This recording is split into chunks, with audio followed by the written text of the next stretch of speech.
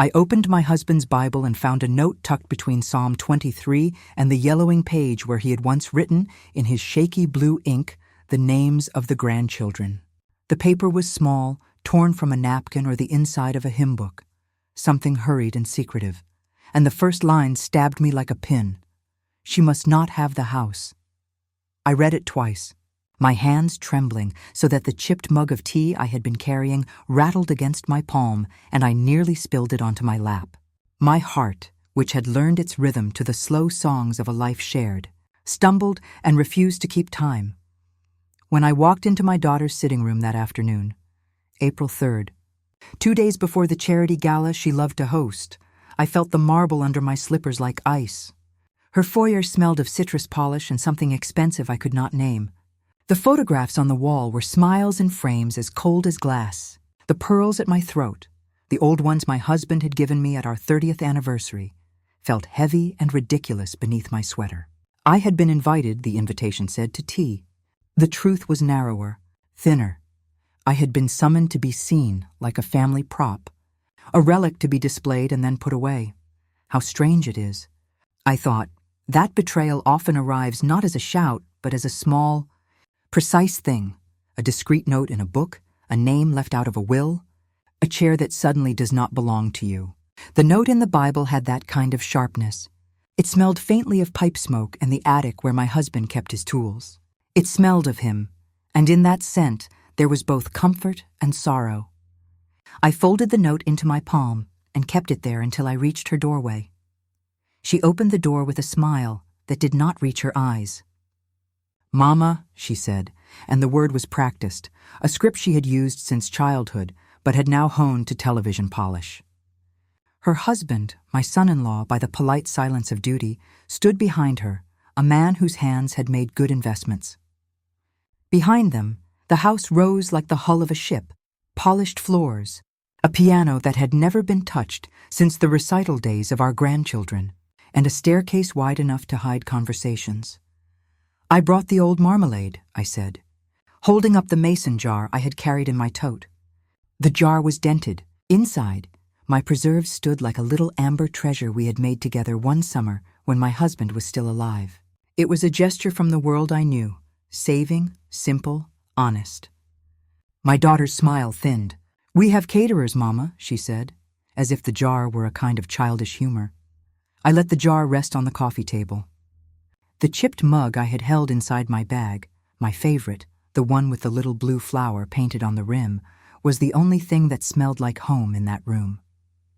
I set it on the glass and felt my fingers remember its familiar weight.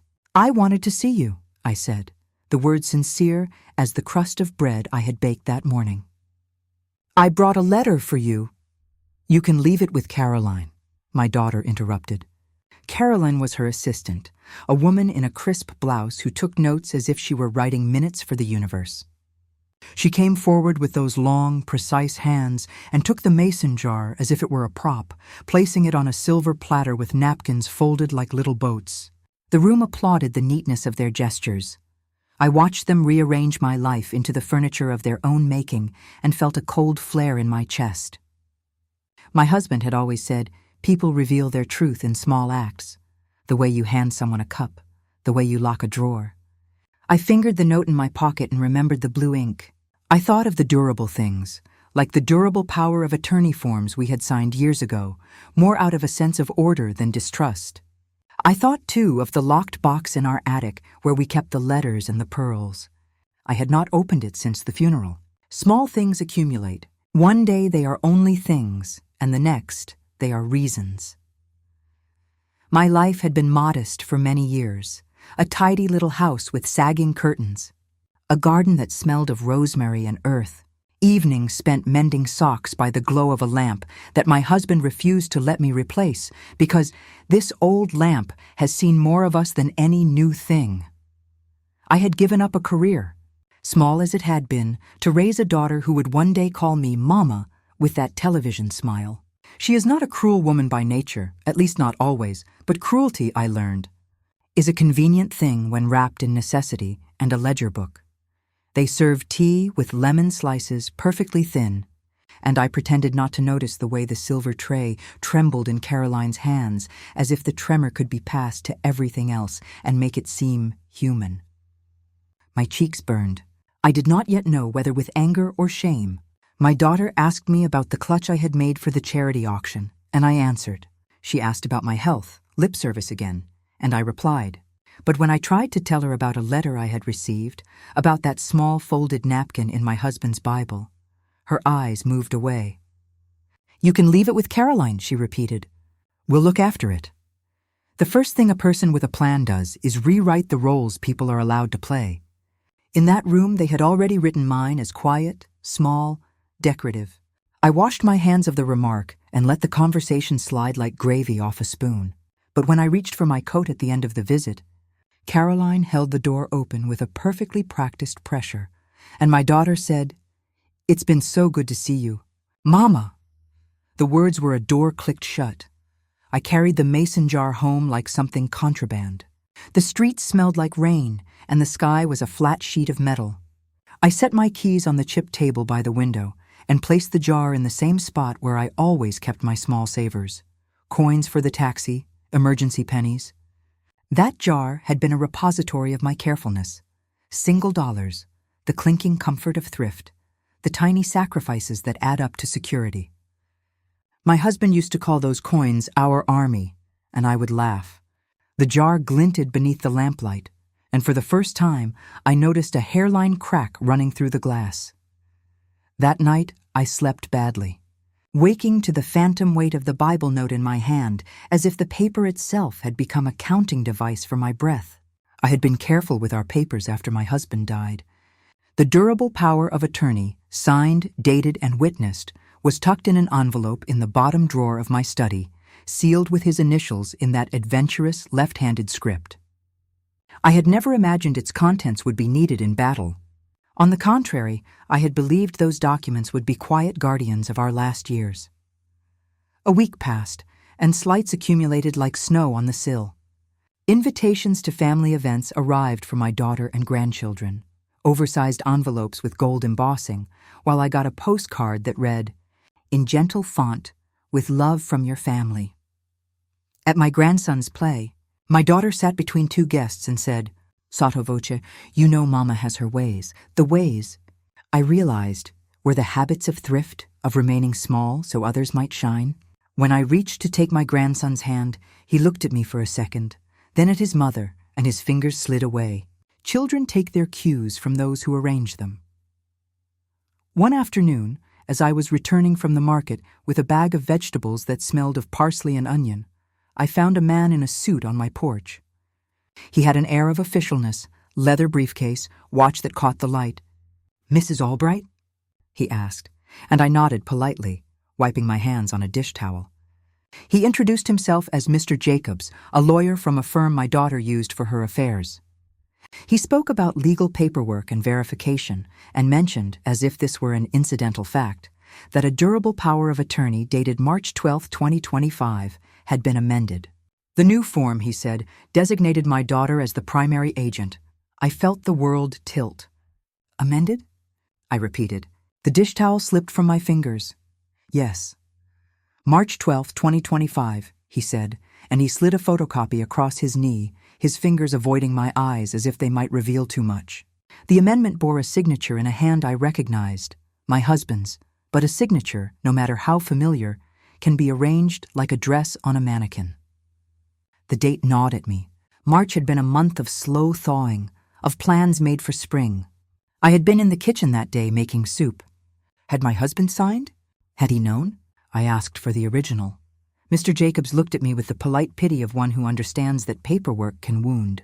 "The firm holds the original," he said. "We can schedule a review. I can bring a copy to your daughter's office to discuss next week."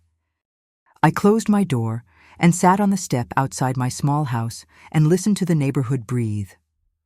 The mason jar on my shelf seemed suddenly insignificant and yet unbearable. It was a small thing that told the story of my life. My husband had always said that documents are like bones. You don't see them until the flesh is stripped away. I thought then about the Bible note and the way the words, "She must not have the house," had been written as if by a man trying to be honest in secret. I began to notice whispers like dust, motes on the phone when I called to ask about a recipe, at the post office when I inquired about a parcel, in the park where my daughter sat with friends and I pretended not to watch. The slights were now deliberate, a meeting that I was not invited to, a brunch where my presence was deemed inconvenient, my name absent from an invitation list.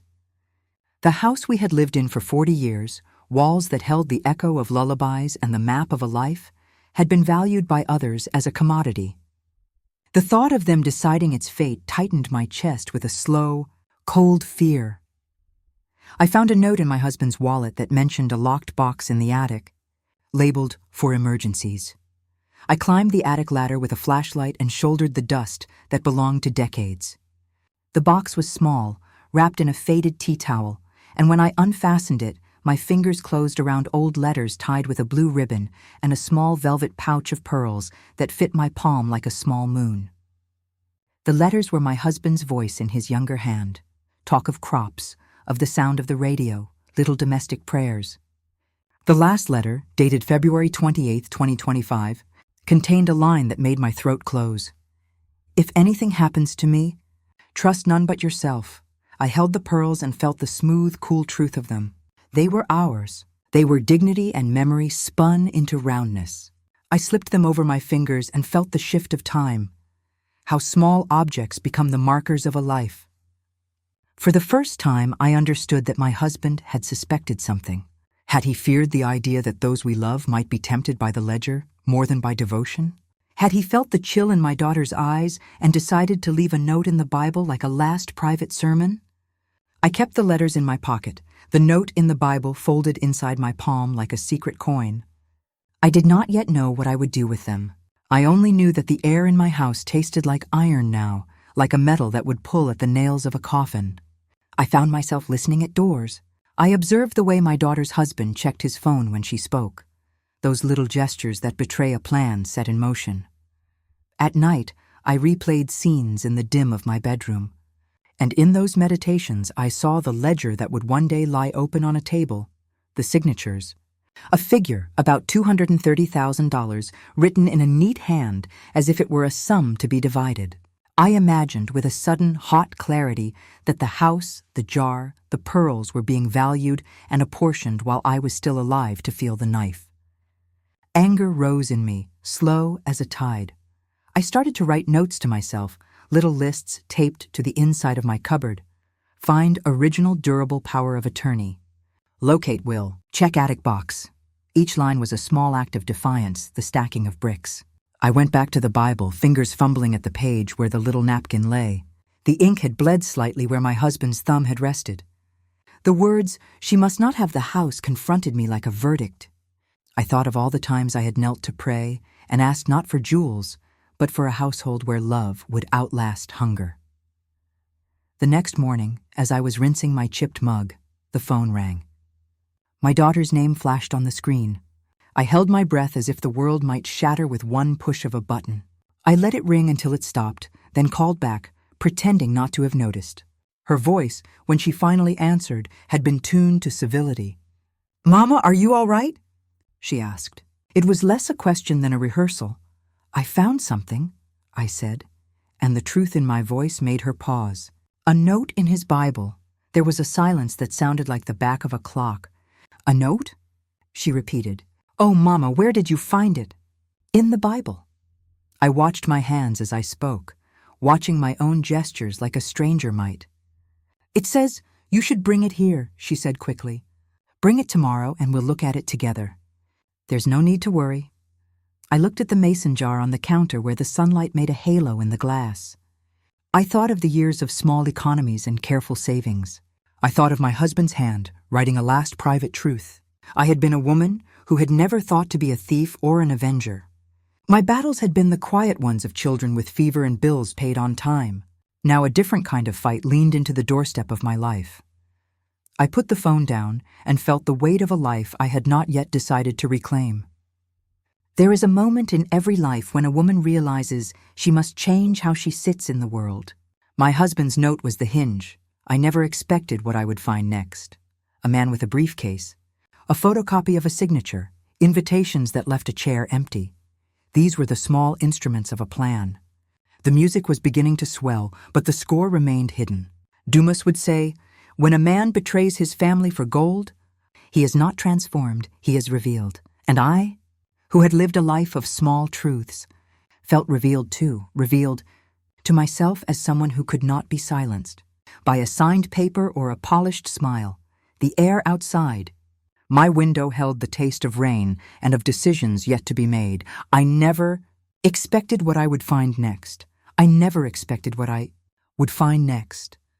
After that night, after the note, and the mason jar and the slow, tipping silence of my daughter's smile, I stopped pretending. The thing inside me that had been a patient, soft woman began to harden like dough left in the cold. I began most simply with questions. Who had come into the law office? Who had touched a document that was meant to be ours? Who had decided, with the lightness of a ledger entry, that the house where my husband and I had cut our teeth on marriage and thrift would be someone else's purchase? The first day of my investigation was, in truth, a study in small humiliations. I walked into the law firm where Mr. Jacobs worked, an office that smelled of strong coffee and old leather, and I tried to be a patient old woman who did not know how the world worked. He offered me a chair that matched the chair my husband used to sit in when he came to see me at the clinic years ago. The leather was cracked in the same place. I asked for the original durable power of attorney, dated March 12, 2025, the one Mr. Jacobs had mentioned on my porch. He smiled as if I had asked for the time. "The firm keeps originals archived," he said, "but we can arrange an appointment to review the documents." He gave me an appointment 3 weeks away, and a smile the width of a postcard. When I left, the foyer lights seemed to burn with a new cruelty. I had always been embarrassed by my impatience, by how quickly my hands shook when someone looked at me as if I were an old, quaint relic. But standing at the curb, I decided I would not wait 3 weeks. People with power write the time in their calendars and expect the rest of the world to move around those squares. I did not have 30 days. I had the small, urgent time of someone who hears the creak of a hinge and knows a door will soon close. I found an ally where I least expected one, young Anna from the post office, the woman who always carefully stamped the packages and noticed the dates for me. "You look like trouble," she said, when I told her what I was after. And then, with the brash kindness of her generation, she gave me a name. "Ask for the records clerk. His name is Martin. He hates injustice." I found Martin in a back office, hunched over a screen, his face lit by blue light. He was the kind of man who had a tea mug with a chipped lip and a resigned smile. When I explained, his eyes narrowed with a kind of sorrow I felt in the marrow. "We have a log," he said, and for the first time in weeks, a small flame of hope warmed me. He brought out a printed sheet, a file activity log that looked, to my untrained eye, like a list of footsteps on paper. There were dates and times and the names of the clerks who had accessed the file for our durable power. On March 13, 2025, the log showed the file had been retrieved, and the user who pulled it up was named in the internal notation CA, my daughter's initials. The timestamp read 10:42 a.m. My breath went thin. Could it be a mistake? I asked, though I already knew the answer. Could someone else have used those initials?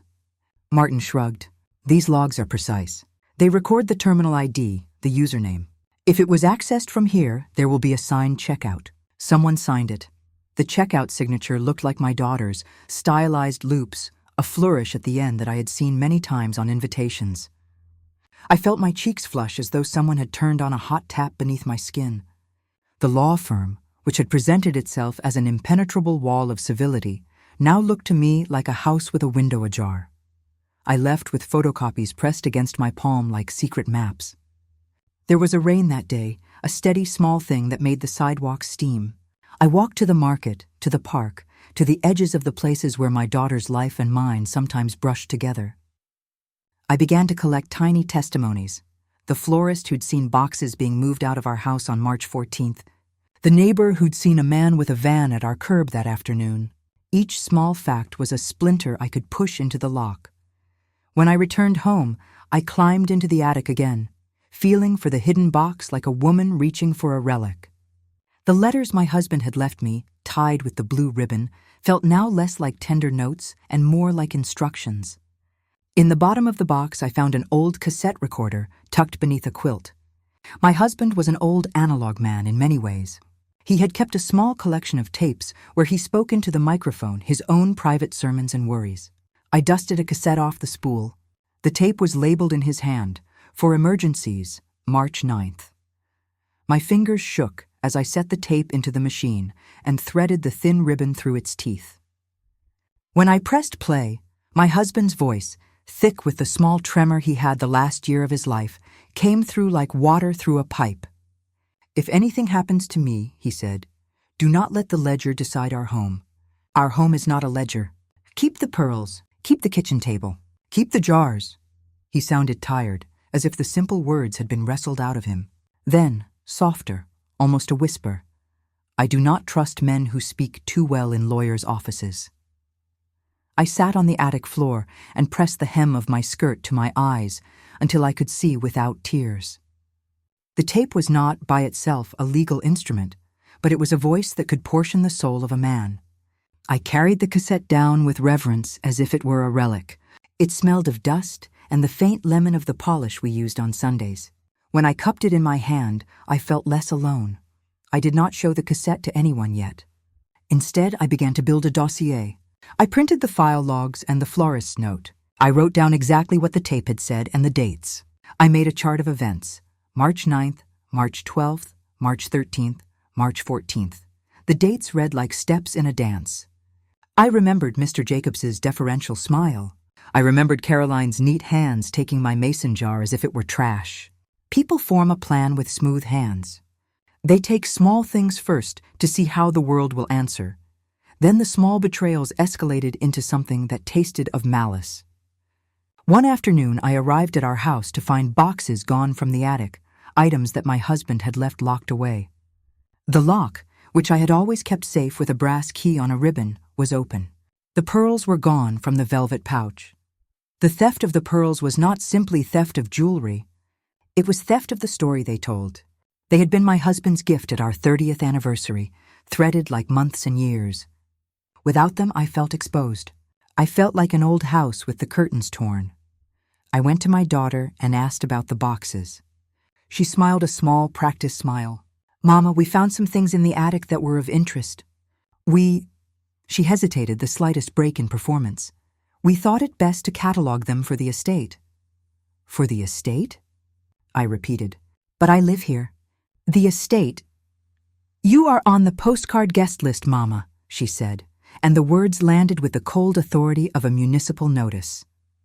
"We're doing inventory, so there are no surprises." I had come to expect that my daughter would speak in the language of institutions when she wanted distance. Hospitals have forms. Lawyers have words. The wealthy have phrases that protect them like armor. She was putting armor on, and I could see the way it fit her, as if she were already practicing being the woman it made her become. Cool, impenetrable, unsentimental. I left without pearls and with a chorus of polite answers that felt like nails. I sat in my kitchen that evening and looked at the chipped mug I had washed until the blue flower on the rim had nearly worn away. I had saved for years small coins into the mason jar so that I might not be suddenly at others' mercy. But the world had ways of turning coins into dust. People with ledgers have ways of turning tenderness into a line item.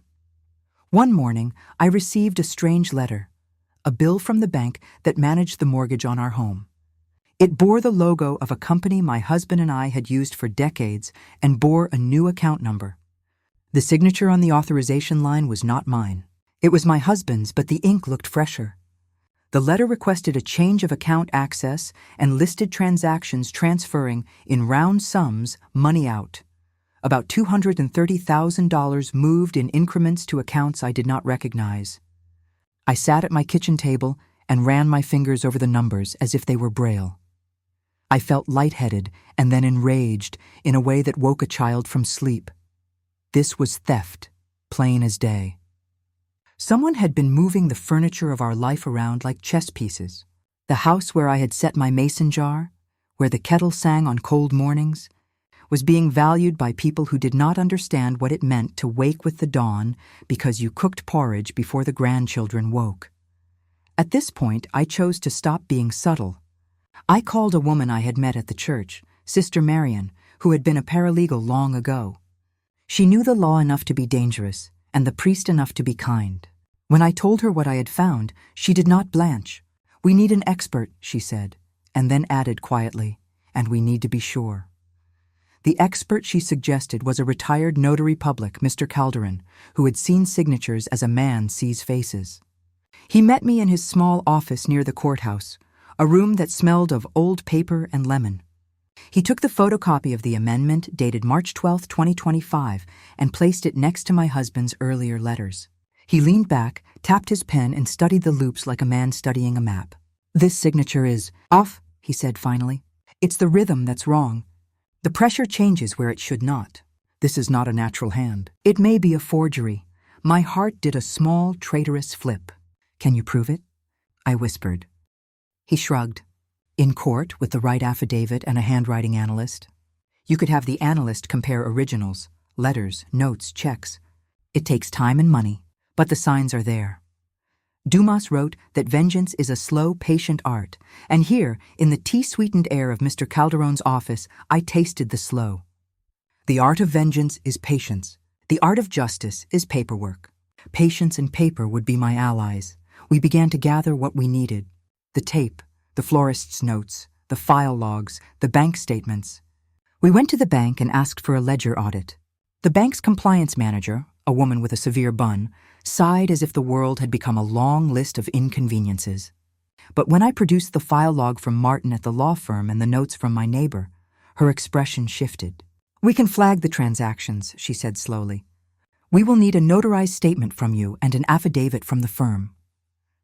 I also began to listen. There is a strange advantage in being the overlooked person. People underestimate you. People speak in front of you as if you are a chair. My daughter did not understand that she had taught me to be quiet so I could learn to observe. One evening, at a charity event she planned for April 22nd, I went not as a guest, but as a watcher. The hall glittered with crystal and speeches. My daughter moved like a conductor, her gestures orchestrating the clapping and the donations. I stood at the back with a small notebook and Mr. Calderon's business card folded inside. I watched her laugh and watched the way she leaned toward her husband and whispered. She was very good at this life. She had chosen it with a keen hand and a pair of good shoes.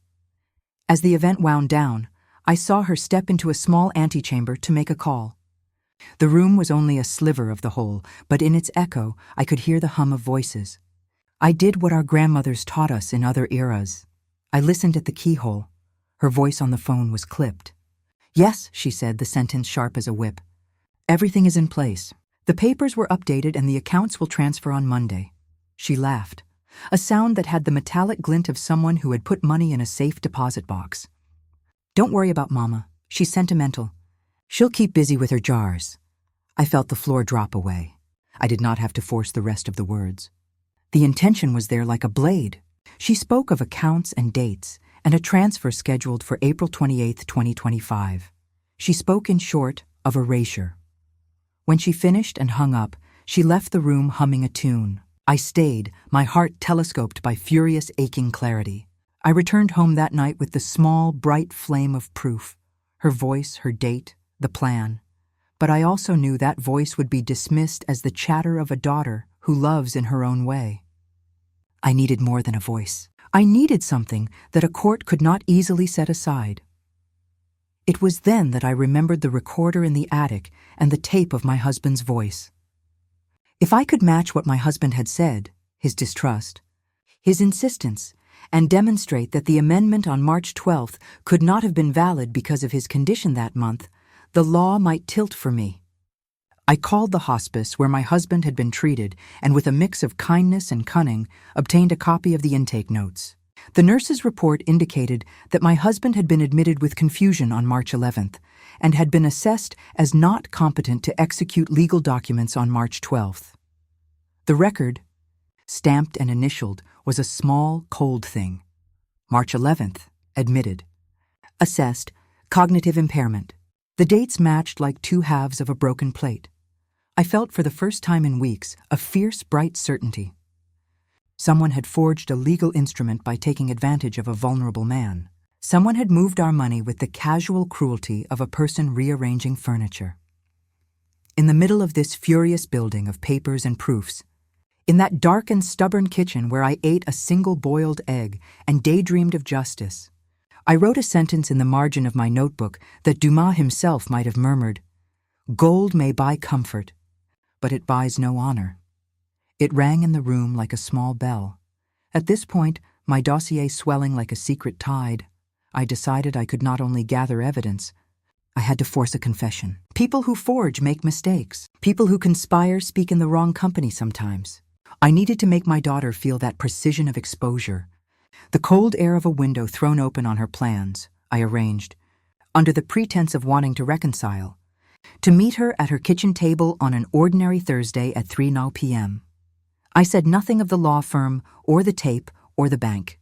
I would be a grandmother who wanted tea and to tell a story. I would be unthreatening. The best avengers know the power of guile. She met me with a smile like a curtain drawn across a storm. Her hair was perfect. She poured the tea and stirred with a spoon that made the sound of coins. "Mama, I'm so glad you came," she said, and there was a softness in her voice that was practice perfected into art. I placed the photocopies of the file log on the table, left them there like a breadcrumb. I mentioned casually that I had been to the firm. She watched me without change. I told a small lie about hearing a woman on the phone at the event saying the accounts would move on April 28th, 2025. She paled for a heartbeat. And then, like a heron that chooses whether to fly, she smiled, thin, careful. "Mama, you worry too much," she said. "Everything is in place. We're taking care of everything." I did what any grandmother with a slow, long memory does. I began to tell a story of our life, of the jars, the pearls, the lamp my husband loved. I conjured imagery and nostalgia in that parlor until she seemed to listen with genuine tenderness. Then, as if laying a trap of kindness, I reached into my bag for the tape. "Do you remember this?" I asked, setting the cassette on the table like an accusation. "It's from March 9th. He left it for emergencies." She blinked. For a second, I thought the world might tilt in her favor. Then she reached for her phone as if to call someone, perhaps Mr. Jacobs, perhaps the handler of the ledger. That movement was the mistake. I had brought in my bag a small recorder, one of those modern devices that save the sound in clear files. When she reached for her phone to call, I pressed my recorder to life between my thighs and put the device where the vibrations of speech would catch neat and true. When she spoke, it was into the net I had woven. She did not suspect a grandmother who could plan. She spoke plainly, the words falling into the air like coins. "It's done," she said. "We amended things. The accounts moved. By the end of the month, the house will be under the trust. Mama will be comfortable elsewhere." Those words were the blade. I sat calmly as if the teacup in my hand was all I needed. My recorder hummed with her admission. The tape of my husband was in the velvet case beside me. His voice as clear as prayer, and then, at that decisive, irrevocable second, my daughter looked up and met my eyes with something that startled me, no longer practiced civility, but a flash of genuine fear. "Mama," she said, sweet as poison, "what will you do?" I looked back at her, and in my chest, the slow, steady drum of the woman who would not be erased began to pound. "I will not be silent," I said. She smiled, and the smile was a fine, cruel filament. Dumas would have said that in such moments the world shows its true face. It is not enough to be wronged. One must stand and show the wrongness to the light. I had the conscience of that old book in my hands and the hard paper of proof in my bag. But she had words that could be twisted, and a law firm that could close ranks. Just then, a sound from the hallway. Footsteps, hurried and heavy. The door to her kitchen opened, and my son-in-law stood there, his face like the ledger, set and pale. "You two seem cozy," he said, which is to say he did nothing but name a truth that had the claws of a bear. He glanced at the recorder and the tape like a man looking at a weapon he had never learned to fear. My daughter's hand went to her phone as if to delete something, her lips parting in a plan I could not yet see. The room smelled of lemon polish and of toast gone cold. The clock hummed as if it were afraid to speak. At that moment, I made a decision that will sit with me for the rest of my years. I stood up, placed my hands on the table as if to steady it, and said, in a voice that surprised even me with its thin steel, I'm going to the bank tomorrow with these. I am going to the law firm. I am going to the courthouse if I must. You have chosen a date, April 28th, 2025. I will be there before that. My daughter's face, which had been a mask of practiced charm, finally cracked. For a second, vulnerability spilled through like light. She laughed, a short, nervous sound, and then said 3 words that were meant to wound. If you do that, her son-in-law finished the sentence with a look. It will be messy, he whispered. For everyone. I laughed then, not with humor, but with rage. Messy, I said. Do you know what messy looks like? It looks like a life cut in half, while the people who made the cut eat roast at a table that once belonged to the family. She rose then, her posture tight, like a woman preparing for battle. You should leave, she said. You are making this uncomfortable. I reached into my bag, fingers steady, and pulled out the file logs. The bank statements and the nurse's report, stamped March 11th. I laid them on the table like an accusation the law could not ignore. We can resolve this quietly, she said. We can do nothing, I interrupted. Or we can do what is right. She smiled a thin, predatory smile, and then, to my utter astonishment, turned and reached for the bottom drawer where she kept the silverware. She opened it, and in the small brightness of that moment, I saw her hand close around my pearls in the velvet pouch, pearls that, I realized with a cold shock, she had not only catalogued and removed, but had kept within reach. She stood there with them, like a queen with stolen regalia. They are precious, she said, and held them as if I were looking at a museum donation. I breathed in, and the world hung like a bell on the point of a hammer. I had at last the evidence, the tape, the nurse's report, the file logs, and the confession I had recorded. I had all those things, and yet I felt something I had not felt in a long time. Fear. Not for myself, but for the way justice sometimes tastes bitter. I reached for my recorder with hands that had sewn shirts and baked bread and wiped fevered brows. I pressed the button and, in the hush of the kitchen that had once been the center of our life, I said plainly, Tell me again how you plan to make sure I never had this house. She looked at me and smiled with a new ferocity. The phone rang in the hallway, shrill and sudden. We all froze, the recorder logging the moment in its little memory. A light blinked on the device, a red dot, persistent and alive. I picked up my bag. I could already see the courthouse in my mind, the high doors, the smell of wax, the rustle of papers. My daughter's face paled, then hardened, then went soft again with something like calculation. She picked up the pearls from the table and held them out as if offering a piece. Please, she whispered, and the word was a trap. Outside, a car door slammed. I heard someone shout a name I knew, and then the sound of a foot on the porch. I clutched the recorder to my chest and stood in the doorway, feeling very old and very young at once, old in the years, young in the stubbornness that would not let the ledger write my fate. There was a pause in which everything hung like flotsam in a still tide. Then my daughter said, softly, You always did have ideas. I smiled a small smile. And I answered, So did he. I kept one. The doorbell rang again, more insistent this time.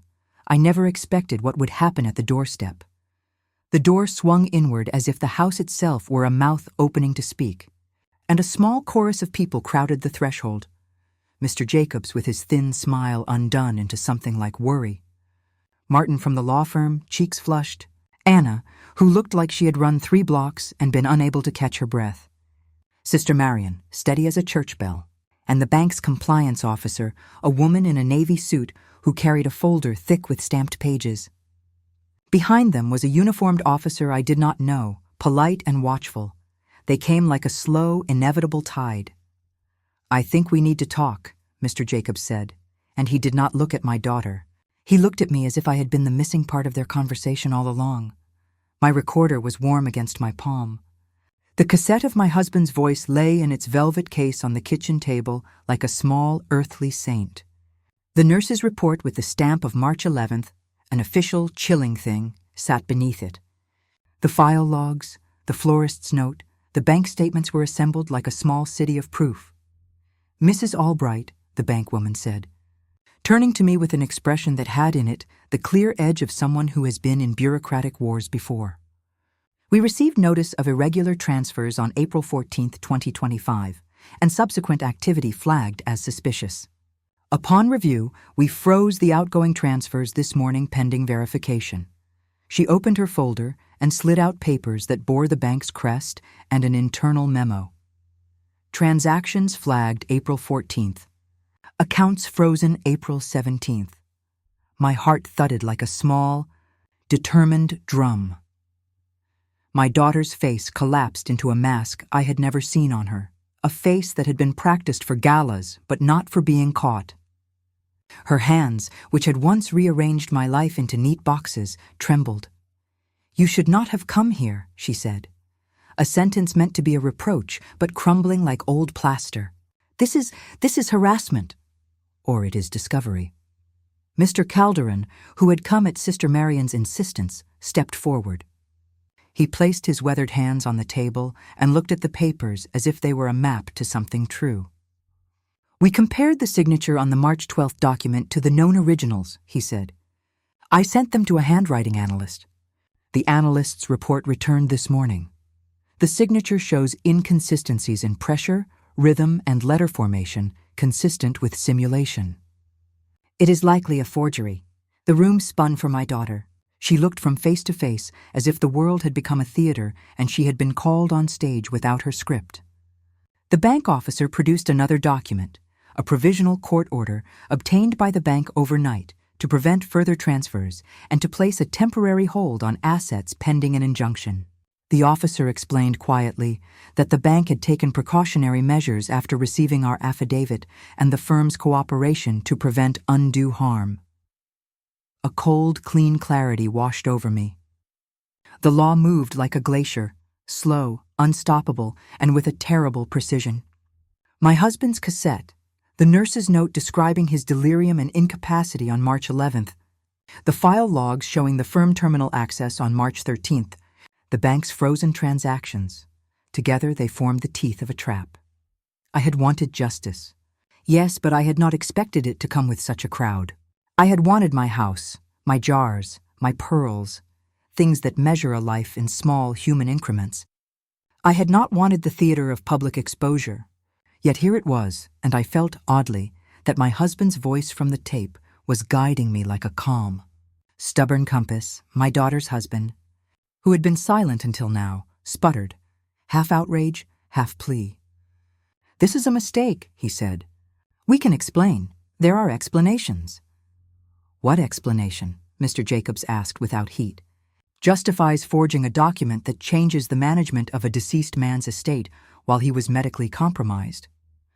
The uniformed officer cleared his throat and produced a document of his own, a request for statements.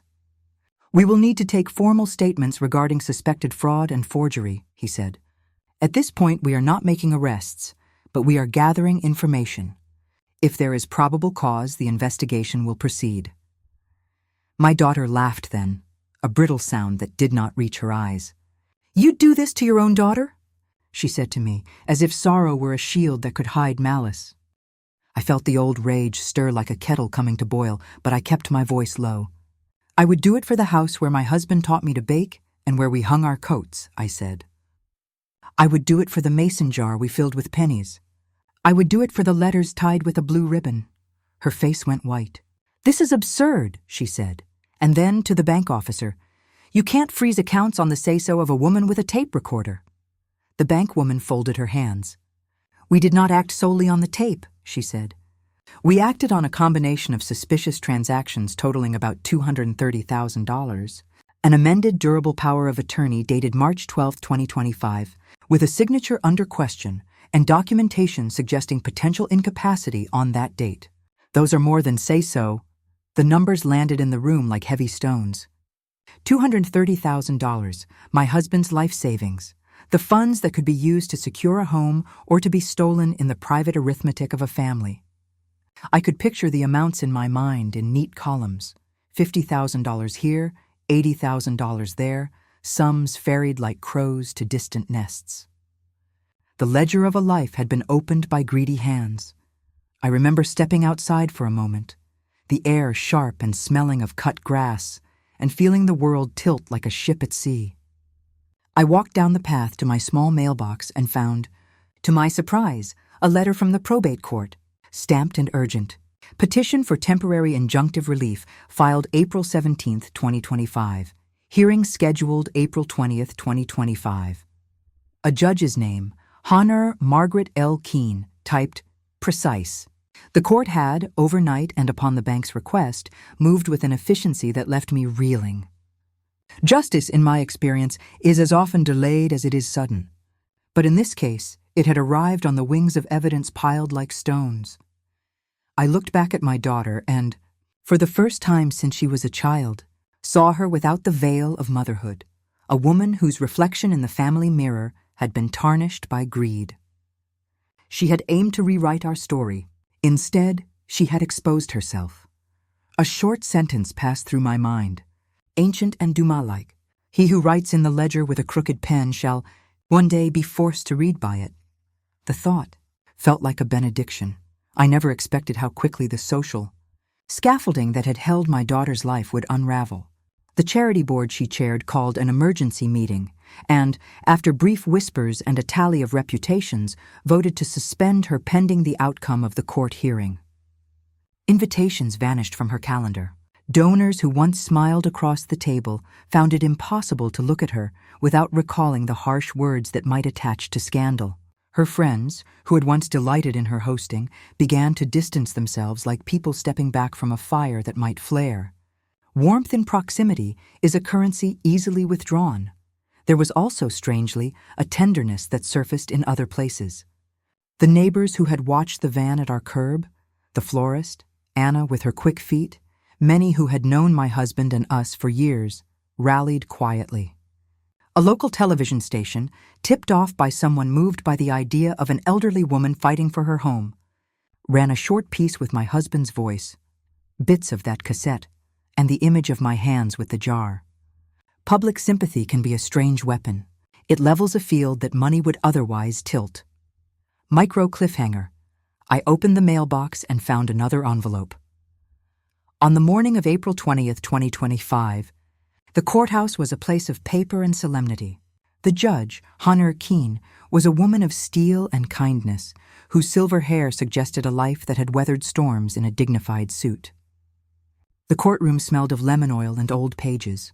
We presented our materials, the nurse's report showing admission and cognitive evaluation on March 11th, the handwriting analyst's report noting irregularities in the March 12th signature, the bank's transaction log showing transfers suspiciously timed and routed, my recording of my daughter's confession, and the cassette with my husband's voice saying plainly, "If anything happens to me, trust none but yourself." The prosecution, well, there was no prosecution yet. Rather, our petition asked for a temporary restraining order to freeze assets, an injunction to enjoin any further transfers, and an order to produce the original durable power of attorney and the amendment. The judge listened with a kind of stern patience I admire. Then, with the gravity of one who has read the underside of too many human hearts, she granted what we asked for: temporary injunctive relief to preserve the status quo, a preservation of assets pending a full hearing, and an order for the law firm to produce the original documents for forensic examination. The court also issued a subpoena requiring the firm to release the original documents to the clerk for examination and appointed a neutral third-party custodian pending the next hearing. My hands, old, creased, tried to catch the sudden lift of air that felt like victory. The judge's ruling was not the final verdict. It was a shield, but it was a shield of law. If I had been a younger woman, perhaps I would have celebrated with champagne. Instead, I bought a loaf of bread and fed pigeons on the courthouse steps and let the ordinary feel like a prayer. The day after the hearing, the firm produced the original files. The handwriting expert compared the original letters and checks. With his practiced, unhurried fingers, he traced the differences and pronounced them, in court, likely to be the result of simulation. The specialist helped the police draft a probable cause statement to present to the district attorney. The DA's office, confronted with the pattern of transfers and the consultant's report, opened an investigation for forgery, elder financial abuse, and fraud. News travels like a scent. My daughter's private life, once bottled behind curtains and silver-plated trays, moved into a public space where words like forgery and elder abuse can make reputations vanish. Her husband, who had stood at her side like a silent accountant, found his work calls drying up. His partners, when told of the investigation, asked questions slowly and, I imagine, with a calculation of risk. The charity board unceremoniously removed her as director, citing a need to protect donors and the organization's reputation. I will not pretend there were no painful moments. My grandchildren, confused by adult words they did not yet understand, asked why Nana had to go to court. My son-in-law and daughter, in a rare moment of brokenness, sent texts that alternated between pleading and anger. They tried private offers, small numbers meant to silence the law, almost an apology shaped like a bribe. I refused. People who try to buy silence often forget that truth is not a commodity. Dumas said, in a sentence that had lodged in my memory, that the world's ledger is heavy with sums that are paid in shame or solace. I felt that sum entering the room. Micro cliffhanger. A courier handed me a small box. In the weeks that followed, the police interviewed witnesses, my daughter and her husband. The handwriting analyst prepared a full affidavit.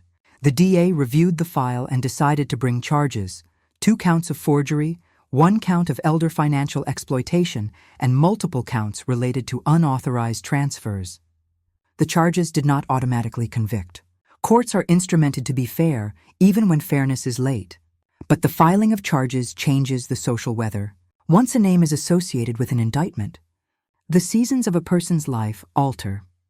At a hearing in late May 2025, my daughter pleaded no contest to a reduced set of charges in return for restitution and a plea agreement, an outcome negotiated by counsel that avoided a protracted trial. The court ordered the return of $230,000 to the estate account and ordered her to perform community service related to elder care, to make public restitution statements, and to be supervised by a probation officer. She was also barred from serving in fiduciary capacities for 5 years. The court, citing the probate evidence and the nurse's notes establishing incapacity and the forgery findings, voided the March 12th amendment and restored the status quo ante. The court also appointed a neutral trustee to manage the estate and to ensure the house and assets were preserved for me.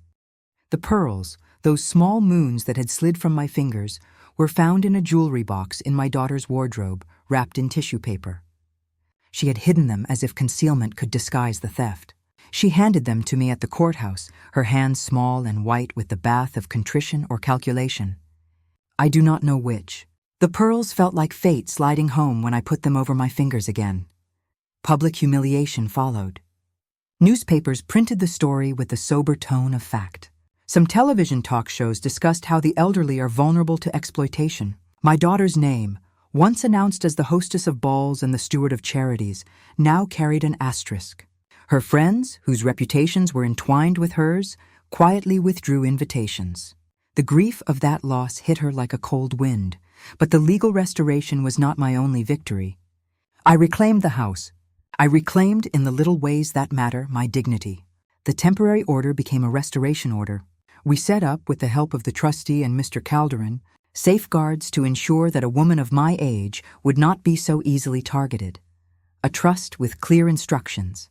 A pouched account for monthly living expenses, and a simple, unforgeable method to access funds with cosigners who were not family, carried out with the attorney's careful, moral hand. I insisted on one small dignity. The mason jar remained on my shelf, unmolested, now vaulted in a place of honor. The court's restitution of $230,000 did not make the years vanish, nor did it fully heal the cold nights. Money can repair walls and hire help, but it cannot fold a memory in half. The pearls, however, were more than currency. They were a map of my life, and when I put them on, it felt like putting on a small domestic armor. My grandchildren came to visit more often, perhaps because the story had made me heroic in the wide-eyed way children enjoy. They asked me to tell the story of the mason jar, and I did. And in the telling, the jar became more than savings. It became a symbol. There was, in the aftermath, a season of silence between me and my daughter. She sent letters that read like attempts at penance. "Mama, I am sorry. I lost my way." I answered with careful lines that admitted the past and asked for time. Reconciliation is not a thing fixed by a court or a judgment. It is a long, stubborn act. Whether it will come, I do not know. People are not always rebuilt like houses repaired after storms. Some are beyond salvage. Others arrive like seedlings. My heart kept a drawer labeled maybe. Dumas taught that vengeance tempered by justice becomes wisdom. I felt this in my bones. I did not dance upon my daughter's ruin. I did not parade her shame like a trophy. I simply reclaimed what was mine and set in motion a life that could not be so easily rewritten. Micro cliffhanger. My granddaughter asked me one quiet question. There were small joys. I fixed the chipped mug's crack with the patience of someone who knows each small fault is a story. I used part of the restored funds to repair the roof and to fix the porch step my husband once swept each morning. I donated a portion to the community center where Sister Marian taught sewing to young women who needed a skill and a steady hand. I kept the mason jar, and I began, at 76, to teach a little class on jam making in the church basement. People came, young, old, curious, and I felt, for the first time in months, the warmth of a life mended by hands. When the dust settled, when the papers were signed and the trustee's seal set, I sat at my kitchen table and opened the letter my husband had written long ago and kept folded in his Bible. His ink had faded, but his voice remained sharp. I placed the cassette beside it and listened to his measured cadence. He had been a man of little theatrics and many small necessary truths. In the end, his words had been vindicated. I was asked on television and in interviews whether I felt revenge. I said then, and I say now, that I felt justice, a cleaner, more precise thing than revenge. Revenge is a fire that consumes indiscriminately. Justice is architecture. It restores the walls so others may pass through. My heart felt neither easy nor triumphant. It felt honest. At a small hearing on May 15, 2025, the trustee reported the restoration of assets and the establishment of protective measures. The judge, kind, precise, offered a brief statement about the responsibility we hold to protect the vulnerable. The law, she said, is ugly when it must be used to reverse ugly deeds, but it exists to make right what has been made wrong. I thought of Dumas and his long, moral sentences and felt, with the odd thrill of a woman who had been to the brink and returned, that the story had the right ending. My daughter wrote me one last letter before she left town for a year of supervised community service. In it she said, among other things, "I'm sorry. I have learned." I wrote back that learning is a long road, and that forgiveness is something I might consider when the horizon is clear. The city moved on. My life, with its jars and chipped mugs, continued. Sometimes, late at night, I take the mason jar off the shelf and run my fingers over the glass, feeling the tiny impressions where pennies have sat for years. I count them not as a ledger, but as minutes of a life, breakfasts, whispered prayers, the weight of hands held in the dark. I have learned that dignity is not a thing to be asked for. It is a thing to be kept, like a secret recipe handed down and guarded. Dumas would have said, perhaps, that there is a moral order, like a vast machine, that turns slowly but inevitably. I believe there is truth in that, and it is a hard comfort. We were not redeemed by spectacle, but by the steady use of the small instruments the law affords: affidavits, handwriting analysis, nursing notes, the tape of a man who loved me. Those small instruments became the armor of an old woman who refused to be invisible. Micro cliffhanger. I woke one morning with a plan. If my story has a final lesson, it is this: do not assume that quietness is weakness. Do not assume that age removes appetite for justice. Keep your papers, watch your ledgers, and treasure the little things: the jar in the kitchen, the chipped mug, the pearls in a velvet pouch. They are not tokens of poverty. They are the currency of a life lived. And a final thing, my dear listener. If this tale has touched you in the small place where fear and courage meet, then do me a kindness. Share it with someone who needs the courage to speak. Subscribe for more stories from an old heart that has tasted both betrayal and mercy. Comment below with a memory of your mason jar, your own small relic. And remember, the truth has a way of finding its voice, even if it takes a tape recorder, a nurse's note, and a stubborn grandmother to make it sing.